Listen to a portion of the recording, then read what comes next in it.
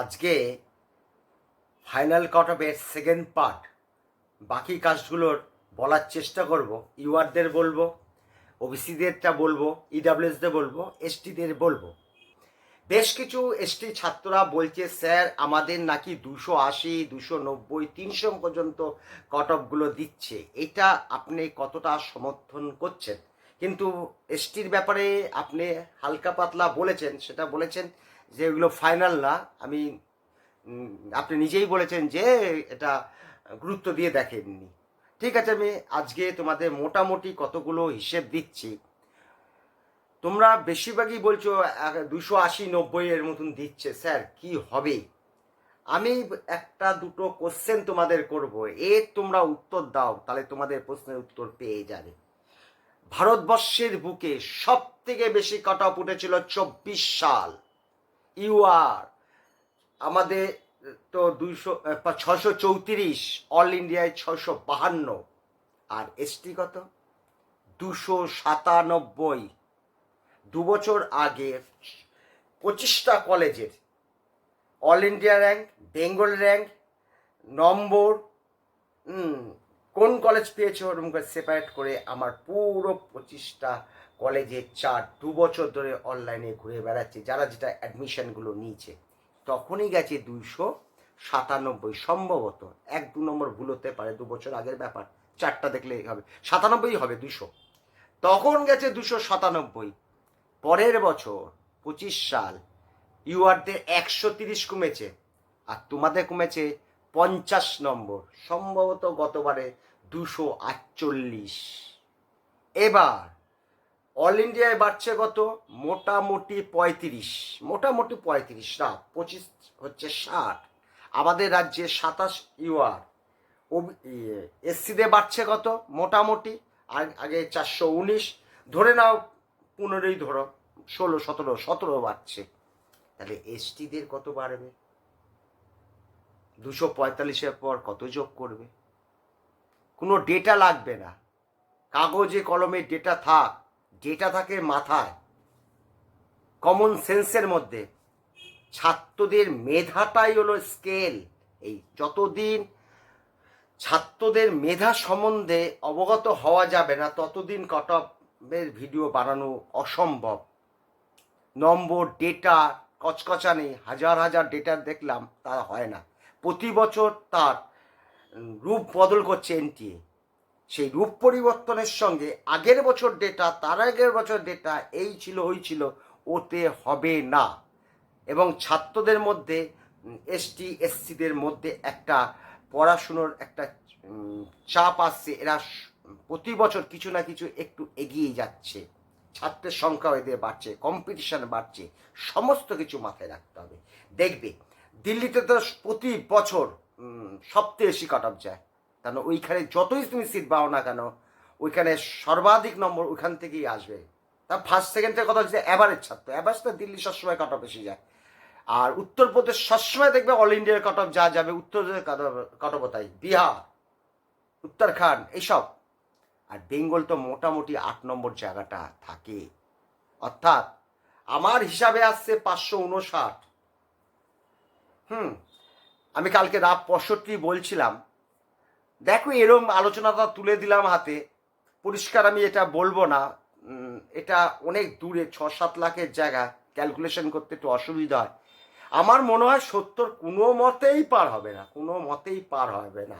তারপর 24 সাল থেকে এই পর্যন্ত 650টা মানে গভর্নমেন্ট মেডিকেল কলেজ খুলেছে, সেখানে 42টা সিট পেয়েছে, অলে 37টা সিট পেয়েছে। ছাত্র কিন্তু সেরকম এসটিদের মধ্যে বাড়েনি। তাহলে কোথা থেকে আসবে 285, 290, 280? কোথা থেকে আসবে? আসার দূর দূর সম্ভাবনা নেই। যাই হোক, ডেটাটা পরিষ্কার করে বললাম, বুঝে নাও। আমার মনে হয় 260, 65, 63, 62তেই হয়ে যাবে, একদম কলেজ রাউন্ড পর্যন্ত। আর যদি আরও সিট বাড়ে তাহলে কি অবস্থা দাঁড়াবে বুঝে না। এই 2-3 বছর আগেকার 2 বছর ডেটাগুলো নিয়ে বিশ্লেষণ করলে উত্তর পেয়ে যাবে। এইবার আসছি ইডাব্লিউএস। ইডাব্লিউএস এর কাট অফ এর আগে পরীক্ষা দিয়ে তোমরা যখন বেরিয়েছ তার 24 ঘন্টা কি 72 ঘন্টার মধ্যে আমি বলেছিলাম তোমাদের 479 নম্বর কাট অফ যাবে। ভিডিওটা দেখে নিতে পারো, সকলেই দেখেছে, কোনো ছাত্রদের মধ্যে বাকি নেই। আর তার 5-7 দিন পর আমি অল ইন্ডিয়া কত র্যাঙ্ক হলে তোমার সিট কনফার্ম, সেখানে আমি বলেছি 1,29,000 থেকে 30। ঠিক এই কথাটাই ব্যবহার করেছি। এই ধর 7 দিন 8 দিন 10 দিন আগে ভিডিও দেখে নাও, তখন রেজাল্ট বেরোয়নি।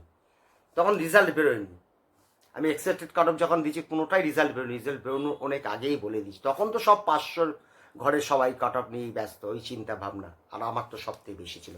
তখন আমি বলেছিলাম 1,29,000 ম্যাক্সিমাম। এখন তো তোমরা বুঝতে পারছো, মানে 98% ফাইনাল হয়ে গেছে কি কাট অফ যেতে চলেছে। 2-1 নম্বর আশেপাশে নিয়ে কথাবার্তা, এছাড়া কোনো কথা নেই।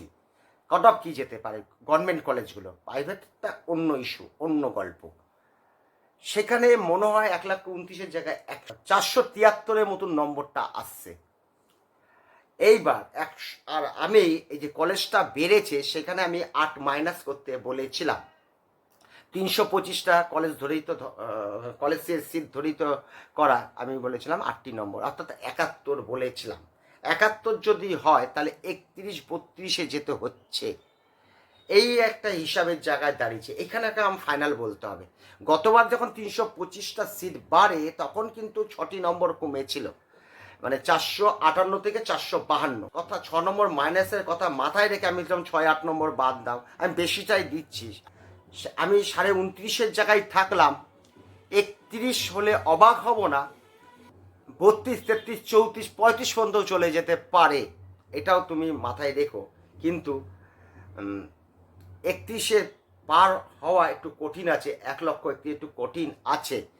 কিন্তু ক্যাটাগরির নাম EWS, সবসময় এটাকে সন্দেহের তালিকায় রাখতে হয়। কিন্তু সেমন কিছু ভেবো না যে 1,40,000-এর ঘরে যাবে, 1-2 হাজার এদিক ওদিক হতে পারে। মোটামুটি ওই 471 আমি যেটা 20 দিন আগে বলেছি, 20-25 দিন, সেটাই ফাইনাল। আর অল ইন্ডিয়া র্যাঙ্কটা আমি 10-12 দিন রেজাল্ট বেরোনোর আগে যা বলেছি তাই। অর্থাৎ অল ইন্ডিয়া র্যাঙ্ক আর এটার মধ্যে কি সুন্দর মেলবন্ধন বাঁধিয়েছি রেজাল্ট বেরোনোর আগে। এটাই হলো ছাত্রদের মেধা ক্যালকুলেশন করে এগুলো কিন্তু বার করতে হয়। এইবার আসছি ইউআরদের কি বলেছিলাম আজ থেকে 25 দিন 20 দিন আগে বলেছিলাম ইউআরদের যে তোমাদের 544 যাবে। আর সিট বাড়ার জন্য 325টা সিট বাড়ার জন্য মোটামুটি তুমি 12 নম্বর বাদ দাও, তার সঙ্গে আবার 4 নম্বর বোনাসটা যোগ দেবে। কেন বোনাস আমি যখন বলেছিলাম তোমরা সকলেই জানো তখন বোনাস নম্বরটা ছিল না, মানে অনেক পরে বোনাস ঘোষিত হয়। কারণ আমি 23-24 জুনে দিয়েছি, বোনাসটা বোধ হয় তারও 10-12 দিন পর বোনাস নম্বর দিয়েছে। অর্থাৎ তোমরা 32 ধরে নাও। 32-এ অল ইন্ডিয়া র্যাঙ্ক আসছে কত, বোধ হয় 53-55 আসছে অল ইন্ডিয়া র্যাঙ্ক। আর র্যাঙ্ক প্রেডিকশন করেছি রেজাল্ট বেরোনোর আগে, মানে কিভাবে আমার চেষ্টাটা তোমাদের নিয়ে আমি কিভাবে চেষ্টা করেছি দেখো। বলেছি 52 থেকে 53, সেই সময় বলেছি 52 থেকে 53, কিন্তু 52.5টা ধরে নাও, 325 সিটে 52,500। এইবার যদি 400 যদি হয় 53,300 ধরতে পারো। কারণ না মোটামুটি দেখো কাট অফের ফাইনাল কিন্তু হয়ে গেছে, 3-4-5 নম্বরে এদিক ওদিকের খেলা চলছে। 5 নম্বর মানে প্রায় 5,000 অল ইন্ডিয়া র্যাঙ্ক। আমি অতটাও যাব না ডিপে, এই 1-2 হাজার বা 2700 অল ইন্ডিয়া র্যাঙ্কের এদিক ওদিক চলছে।